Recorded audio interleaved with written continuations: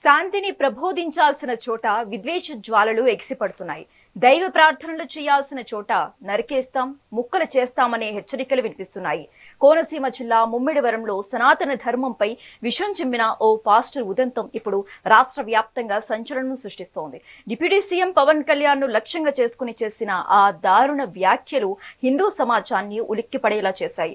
ముమ్మిడివరంలో mic పట్టుకుని ఆ pastor సనాతన ధర్మాన్ని ముక్కలు చేస్తానని, హిందువుల గొంతు పట్టి నాలుగు లాగుతానని అన్నాడు.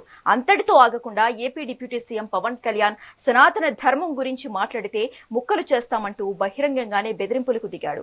హిందూ ధర్మంలో స్త్రీలకు గౌరవం లేదంటూ పచ్చి అబద్ధాలతో విష ప్రచారం చేశాడు. దీంతో పోలీసులు సదరు పాస్టర్ను అరెస్టు చేసి కటకటాల వెనక్కి నెట్టారు. మతం పేరిట మనుషుల మధ్య చిచ్చు పెట్టే ఇలాంటి వారిపై కఠిన చర్యలు తీసుకోవాల్సిందే అని జనసేన మరియు హిందూ ధార్మిక సంఘాలు డిమాండ్ చేస్తున్నాయి. సనాతన ధర్మంపై పాస్టర్ విష ప్రచారం చేశారు. వాక్యములోనికి వెళ్దాం.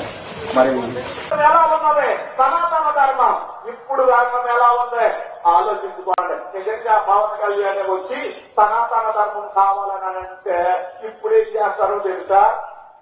నటు రోడ్లో నిలబెట్టి ముక్కల కింద చేస్తారు. గుర్తు పెట్టుకోవాలి. ఒకవేళ అతను ప్యాంట్ ఎవరన్నా ఉంటే మీకు నొప్పి కలిగితే చాలా సంతోషం.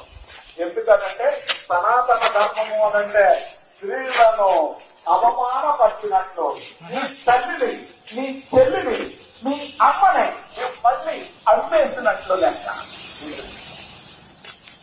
గుర్తుపెట్టుకోండి.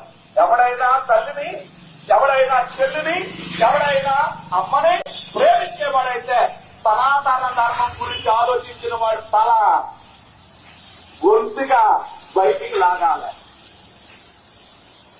వాక్యములోనికి లాగాలి.